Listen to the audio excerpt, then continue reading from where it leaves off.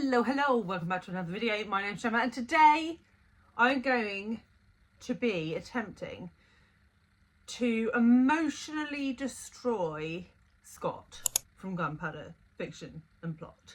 So I'm going to be trying to recommend 10 books to Scott that will turn his heart into mincemeaty pulp. Just cause uncontrollable sobbing. And the reason I'm doing that is because it is Misery May in May, shockingly enough. And so Scott is going to be doing the same over on his channel. So I'll link his video below for you to go and check out. But I have got 10 books here that I think will destroy him.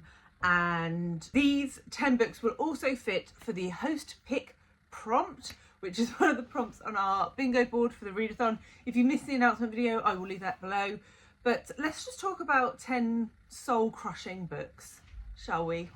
First up, we have The Art of Racing in the Rain by Garth Stein. Now, this would fit the prompt of animal and possibly illness, and is narrated by Enzo the dog. Enzo is bought by a young man who is a race car driver, and we sort of follow his life through Enzo's eyes, and it's just so sad. It's so sad. And yeah, I would be surprised if Scott isn't a blubbering mess at the end of this book, mostly, or not mostly, but particularly because Scott has a dog. I have a dog, Scott has a dog, and so dog-related trauma, I think, tends to stab people with dogs in the heart a little bit harder than, you know, cat people, for example. Though I did read this book with Alice Rannis and the Dry Bookshelf, and she's a cat person, and it definitely stabbed her in the heart as well. So I think it's just a heart-stabby kind of book, so recommending that. Next up, we have a book that I don't think Scott would have read, and I don't think will have ever been on a TBR of his, and that is The Nightingale by Kristen Hanna. So this fits the prompts of war and feminist for the readathon, and it follows two sisters, Isabelle and Vienne, living in France as the Second World War sort of kicks off and France becomes occupied by Germany. And these two sisters take very different routes, one of them joining the French resistance and one of them sort of staying at home and trying to keep things together as German officers occupy their village. Now, I pretty much sobbed from the 50% mark to the end of this book, and it has you on tenterhooks from the beginning because you are hearing the story from the perspective of one of the sisters in her old age, but you do not find out which sister it is until the end, and it just plays with your emotions. Plays with your emotions hard. And obviously, because it's a Second World War setting, there is a lot of death, violence, sexual sexual abuse, physical abuse, all of the triggers. And so I did read this quite a long time ago, but I'm really hoping Scott will give it a go because I think it is an exceptionally miserable book. Next up, I'm going to be recommending The Children Act by Ian McEwan. And this would fit the prompt of illness. And this is another one that I read a very long time ago, but it follows the life of a young person who is a Jehovah's Witness and who has a condition that means that they require a blood transfusion to live. But this young person is sort of on the cusp of legal adulthood, and so there's a lot of debate about being able to make your own choice, who should be able to make medical choices like that, especially choices for a child, because is a 16-year-old really an adult?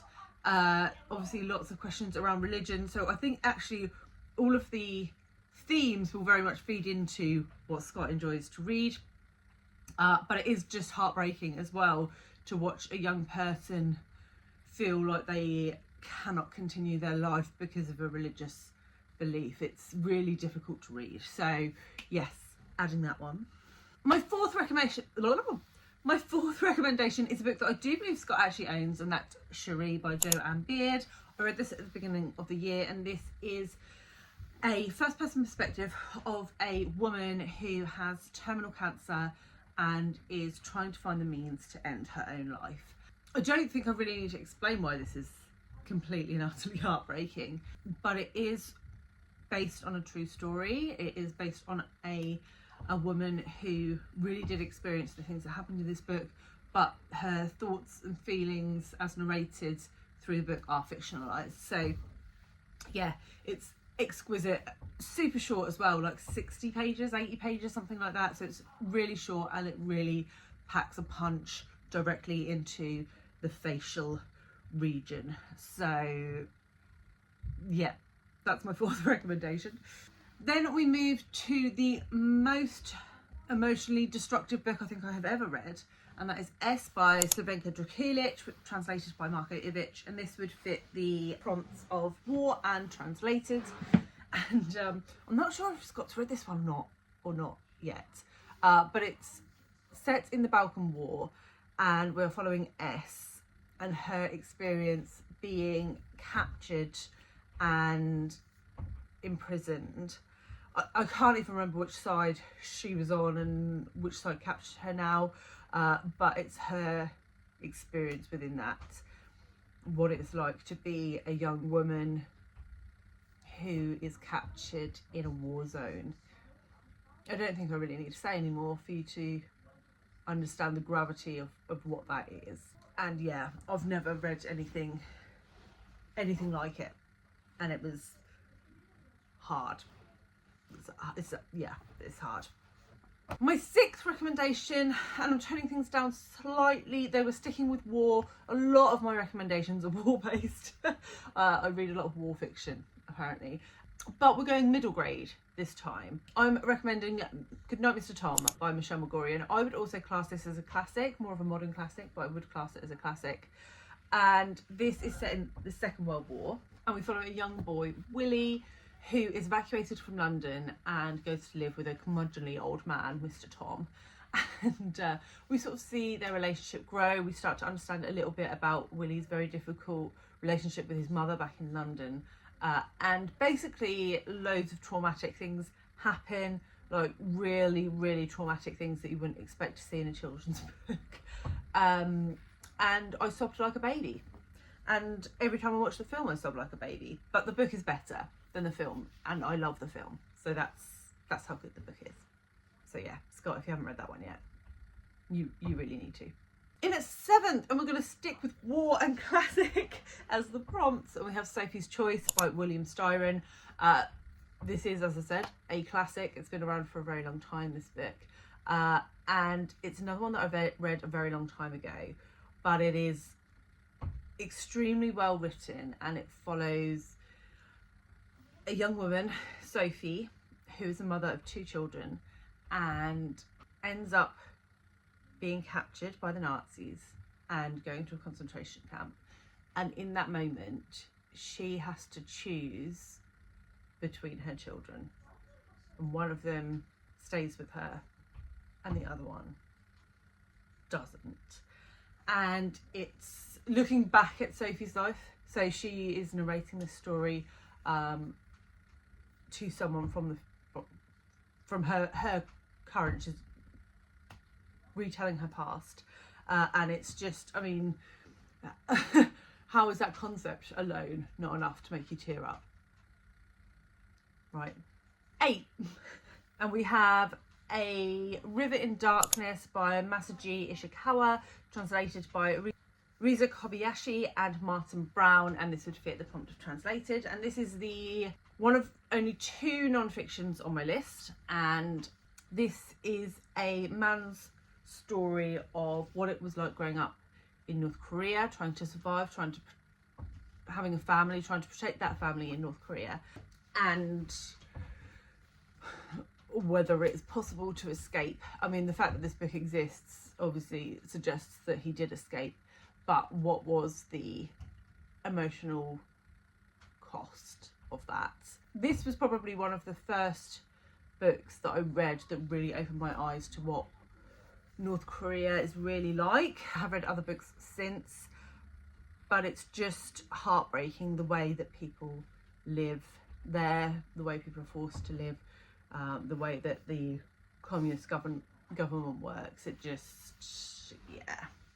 And it did make me tear up at the end. Even though there were many sad parts throughout the book, the end did draw actual physical liquid from my eyeballs.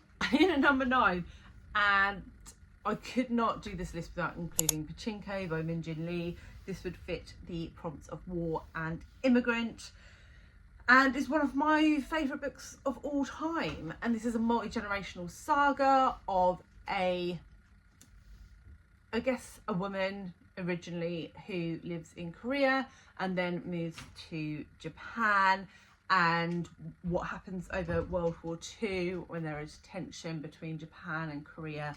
And it follows, as I say, multiple generations. So it follows our original protagonist from Korea, and then it follows her children, and then to a degree her grandchildren. And it's a really tough read. There's some parts in here that are so difficult, and I think one of the things that makes it difficult is that you follow these characters through from birth, and then you see their struggles as adults, and you can't help but think, oh my god, you were a child a minute ago and now this is happening. And it's just so hard. You just feel like these people are your family because of the way that Min Jin Lee writes the book, and so you see the heartbreak of your family through the narrative, and it's just devastating book. And last but not least, we have Waves by Ingrid Chabert, which is translated by Edward Gorvin, and this is a graphic memoir, so this would fit translated and feminist. It's about a woman and her wife who are trying to have a baby, and it doesn't go as they would have planned. I feel like this is one of those books that's better for you to just go into blind, but there are some trigger warnings, so if you are triggered by anything motherhood related, then you should probably check this out first.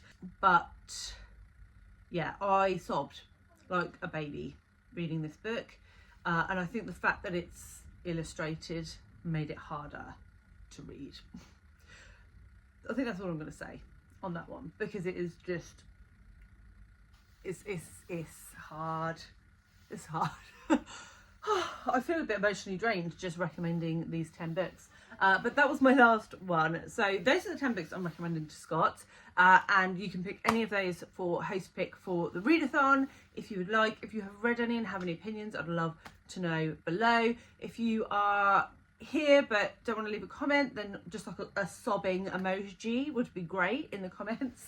I would also love to know if you're joining in with the readathon. We would love to have you. If you missed the announcement video, I will put that here, and I will also put Scott's host pick recommendations here for you to check out in case you came here first. So have a great day everyone, and I will see you very soon with another one. Bye guys.